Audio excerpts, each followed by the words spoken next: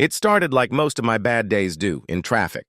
I was crawling down Route 19, sandwiched between a landscaping truck and an overconfident Tesla that thought it owned the merge lane. The sky was gray with that oppressive, humid pressure that makes your skin itch before a storm breaks. I had just picked up lunch. Cold sub, bag of chips, and the kind of iced coffee that melts before you take the second sip. I wasn't in a bad mood. Not yet. Then I saw her. A white BMW SUV with dealer plates came flying up behind me in the left lane, weaving like she was trying to dodge ghosts.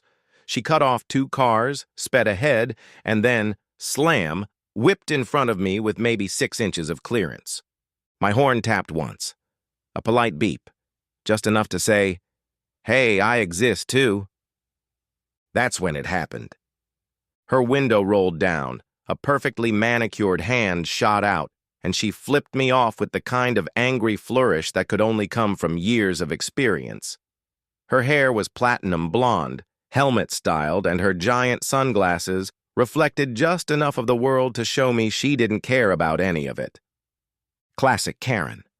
I shook my head, smiled grimly, and watched her taillights flicker as she slammed on the brakes in some bizarre attempt at intimidation. "Brake check me, lady," I muttered. "See how that works out." But before I could even finish that sentence in my head, she gunned it again, switching lanes, straight into the next disaster. Up ahead, I noticed a car slowing to make a left-hand turn into a shopping center. A blacked-out Dodge Charger, its brake lights glowing softly. Karen didn't. She was still staring into her side mirror, eyes narrowed behind oversized lenses, one hand flicking in the air like she was still savoring the middle finger she gave me. She didn't see the Charger at all, not until she slammed into it. Metal crunched, her hood crumpled. The Charger barely moved, absorbing the impact with a solid thunk. I blinked, stunned. It wasn't until the driver of the Charger stepped out that I realized why it looked so familiar. Black boots, fitted pants, utility belt, a badge. Oh no. She had just rear-ended an unmarked police car. Karen opened her door, flung it wide like she was stepping out onto a stage. She adjusted her sunglasses, rolled her neck like a prizefighter, and immediately launched into a dramatic limp. "You slammed your brakes!" she screamed across the lot.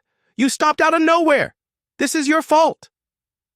The officer, calm as a still lake, looked at the bumper, then at her.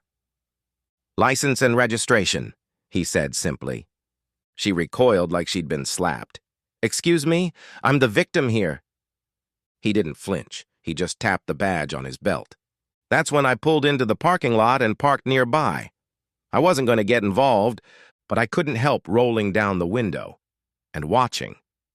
Karen fumbled with her purse, muttering something about being late for a very important meeting. Her heels clicked sharply on the pavement as she circled back to her car, still gesturing wildly. The officer was calm. Too calm. He stood beside his Charger, clipboard in hand, jotting notes like he had all the time in the world. "I have a lawyer," Karen announced as she handed over her ID, "and you'll be hearing from them." The officer didn't even look up. "That's great. I'm writing you up for following too closely and reckless driving." Her voice rose another octave. "This is police harassment. You can't just invent charges because you're embarrassed I hit your ugly car." That's when I saw her glance at me. She recognized my face, her eyes narrowed, lips curling in a snarl. "You!" she shouted. "You saw it! He slammed his brakes, right?" I froze, chips halfway to my mouth. "Ma'am," the officer said, finally glancing toward my car, "are you trying to involve another civilian in your accident report?" Karen turned full body toward me, arms raised like she was presenting evidence. "He beeped at me earlier. He's aggressive. You should be giving him the ticket." The officer raised an eyebrow. "So, you're admitting you brake-checked him?" Her mouth dropped open. "No, that's not what I said." He tapped his pen on the clipboard. "That's what I heard." I couldn't help it. I laughed. quietly. But she heard it. Her head whipped toward me again, cheeks flushed with rage. That's when she started walking toward my car. I locked my doors. Karen reached my driver's side window, slapping it with the palm of her hand like she was swatting a fly. "Roll it down!" she barked. I shook my head, pointing to the officer still standing by her car. "You're interfering with a traffic stop, ma'am," he called out. But she wasn't done. "I need his statement. He's lying." "You haven't even asked me what I saw," I said through the glass. Her eyes narrowed. "Didn't need to. I know your type." "What type is that?" "The smug type, the kind that follows the rules just enough to feel superior." "Wow," I said, raising my eyebrows. Strong words from someone who rear-ended a cop. That set her off. "You think you're funny? You think this is some kind of joke?" I didn't answer, but the cop did. "Ma'am," he called, walking over now with a ticket book in hand. "Step away from the vehicle. Last warning." Karen turned toward him, huffing loudly. "I'm filing a complaint," she snapped. "You're welcome to," he said, "but you'll be doing it after I impound your vehicle for unsafe driving and obstruction." Her face froze. Then she lunged back toward her car, jumped in, slammed the door, and threw it into reverse. "Shall I continue?" "You said..." "Yes, but end it this section with a cliffhanger." "Absolutely." Continuing from the exact moment. She threw it into reverse so fast the tires squealed, the white BMW jerking backward with a violent lurch. The officer barely jumped out of the way. "Stop the vehicle!" he shouted, his hand now hovering over his holster. Not drawn, but close enough to say he meant business. But Karen wasn't thinking about consequences. She was thinking about escape. Her SUV roared as she slammed it into drive again, tires chirping as she sped toward the exit of the parking lot. She clipped a shopping cart rack on the way out, metal shrieking against metal as the frame crumpled into the side of her bumper. I watched, stunned. She wasn't just leaving the scene. She was fleeing. The officer ran back to his car, flung open the door, and hit the lights. Red and blue strobes exploded across the windshield. "Unbelievable," I muttered, reaching for my phone and already opening the camera app. She tore onto the main road without even looking. Horns blared as a delivery truck skidded to avoid her.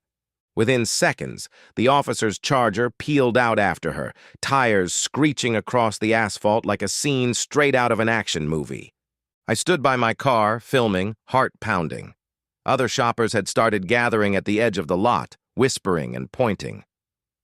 "She really just ran?" one woman asked.